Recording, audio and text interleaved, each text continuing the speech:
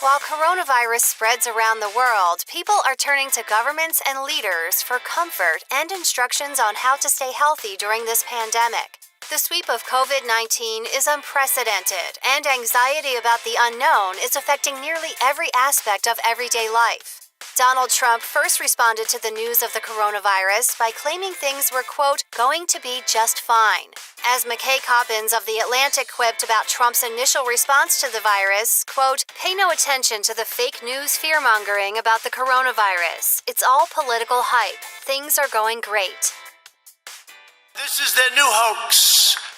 Coppins also cited the alarmingly inaccurate information coming from the White House about COVID-19 by offering his own corrections, writing, no, the virus has not been contained in America. No, testing is not available to anybody who wants it. No, people shouldn't go to work if they're sick.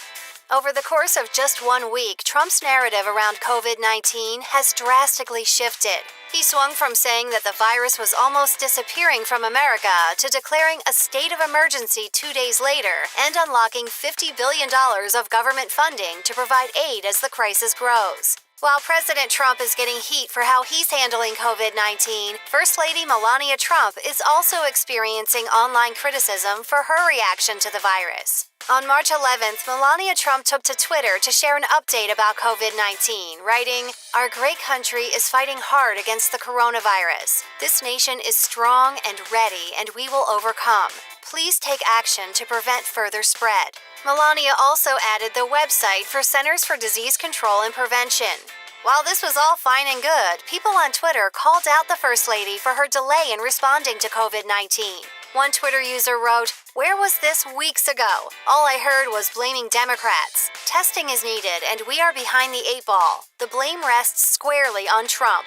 Another person called out Trump through Melania, pointing out the slow response from the White House in general by asking, why is Donald Trump implementing a 30-day European travel ban now? Coronavirus is already here. He should have taken this seriously weeks ago. A lot of people on Twitter are asking Melania to use her influence to get more access to testing. One person tweeted, if you care at all about the well-being of the people your husband serves, then tell him we need more testing for the virus. 8 tests conducted by CDC in 1 day is not enough. We need accurate testing. Be your best and do what is right. Demand COVID-19 test be made available now. Melania Trump's delayed response to COVID-19 isn't the only thing the First Lady is getting flack for online these days. On March 7th, well into the virus outbreak, she tweeted updates about a tennis pavilion being built at the White House. First, she wrote, I am excited to share the progress of the tennis pavilion at White House. Thank you to the talented team for their hard work and dedication. She then followed it up with a second tweet that had a tinge of sass. I encourage everyone who chooses to be negative and question my work at the White House to take time and contribute something good and productive in their own communities.